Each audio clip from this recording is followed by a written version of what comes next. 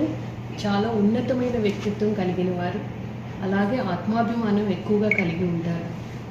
ఏ చిన్న పనినైనా ప్రణాళికాబద్ధంగా చేసి 100% ఎగ్జిక్యూట్ చేసి విజయాల్ని సాధించగలిగే సత్తా వారికి ఉంటుంది. అలాగే చాలా శక్తివంతులు కూడా మహిళలు. అందుకనే కుటుంబ బాధ్యతతో పాటు ఉద్యోగంలో ఉన్న, వ్యాపారంలో ఉన్న, రాజకీయ రంగంలో ఉన్న, ఏ ఇతర రంగంలో వాళ్ళు స్థిరపడాలని కోరిక ఉన్నా కూడా ఆ రంగంలో ఉన్నత విజయాలు సాధించాలని నేను మనస్ఫూర్తిగా కోరుకుంటున్నాను. అలాగే నేటి తరం పిల్లలు ఎవరెవరు ఉన్నారో వారికి మంచి భవిష్యత్తు ఇవ్వాల్సిన బాధ్యత కూడా తల్లిదండ్రులపైన ఉంది. ఆ పిల్లలు ఉన్నత చదువులు చదివి ఉన్నత శిఖరాలను అధిరోహించి 10 మందికి స్ఫూర్తిదాయకంగా నిలిచి సమాజాన్ని ముందుండి నడిపించే సత్తా ఉండే విధంగా మనం ప్రస్తుత తరంలో ఉన్న విద్యార్థులందరినీ, అలాగే ఆడబిడ్డలందరినీ కూడా మనం పెంచగలగాలి. మగపిల్లాడు ఆడపిల్లాడు అన్న తేడా లేదు, ఎందుకంటే ఇద్దరూ సమానమే. ఇద్దరూ కూడా ఉత్తమ పౌరులుగానే ఉండాలి. మన దేశం భవిష్యత్తులో, అలాగే మన దేశ అభివృద్ధిలో చక్కగా భాగస్వామ్యం కావాలి.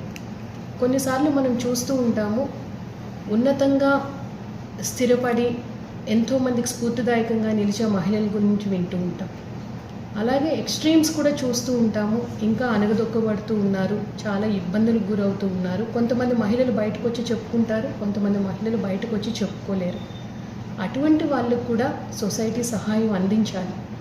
చట్టాలు చాలా ఉన్నాయి. లింగ వివక్షత ఉండకూడదు అని చెప్పి మనం PCPNDT యాక్ట్ ద్వారా ప్రతి హాస్పిటల్ దగ్గర కూడా మనం బయట పెడతాం.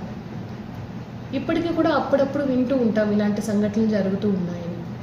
అటువంటి వారికి కూడా ప్రభుత్వం పూర్తి బాధ్యత తీసుకుంటుంది.